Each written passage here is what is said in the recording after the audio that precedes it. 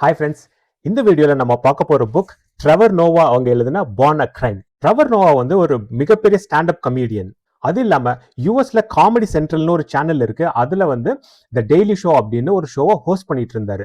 இப்போ அவர் ரன் பண்றதுல பட் கொஞ்ச நாள் முன்னாடி வரைக்கும் அவர் ஹோஸ்ட் பண்ணிட்டு இருந்தாரு. எனக்கு இவரோட புக்ல பிடிச்ச சில விஷயங்களை பத்தி நம்ம இதுல பேசலாம்.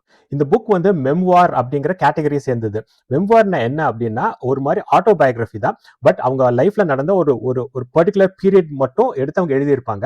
இதுல வந்து அவரோட சைல்ட்ஹுட் ஸ்டோரிஸ் எழுதியிருக்காரு. நம்ம புக்ஸ்ல எல்லாம் படிச்சிருப்போம். சவுத் ஆப்பிரிக்கால அபார்டைட் அப்படின்னு ஒரு பீரியட் இருந்திருக்கு.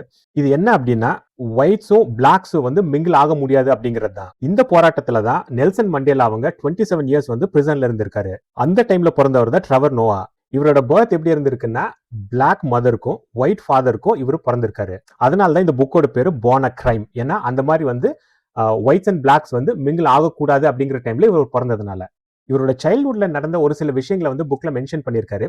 அதுல எனக்கு ரொம்ப பிடிச்சது என்னன்னா பிறக்கிற குழந்தைக்கு வந்து எப்படி பேர் வைப்பாங்க அப்படின்னு நம்ம ஊர்ல என்ன பண்ணுவோம் அப்படின்னா பிறந்த குழந்தைக்கு பேர் வைக்கிறப்போ நம்ம காதுல போய் 3 தடவை வந்து அவங்களோட பேரை சொல்லுவோம். அதே இதை இவங்களும் ஃபாலோ பண்றாங்க. இதுவும் சவுத் ஆப்பிரிக்கால. சவுத் ஆப்பிரிக்கா மாதிரி ஒரு இடத்துல ஒரு பிளாக் சிங்கிள் மதர் அவங்க பசங்களை வளர்க்கறதுக்கு எவ்வளவு கஷ்டப்பட்டாங்க அப்படிங்கறத வந்து இவர் ரொம்ப டீட்டெயிலா சூப்பரா எழுதியிருக்காரு.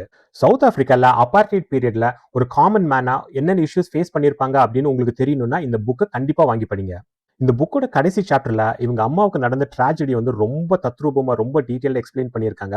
அவ்வளோ கஷ்டத்தை தாண்டி வந்த ஒரு அம்மாவுக்கு இந்த மாதிரி ஒரு ட்ராஜடி நடந்திருக்கு வேண்டாம் அப்படிங்கிறது என்னோட தாட். இந்த புக் எந்த அளவுக்கு ஃபேமஸ், எந்த அளவுக்கு இம்பாக்ட் கிரியேட் பண்ணிருக்கு அப்படின்னா பிளாக் பேந்தர்ல வந்து லுபிட்டோ நியாங்கோ அப்படின்னு ஒரு ஆக்ட்ரஸ் நடிச்சிருப்பாங்க.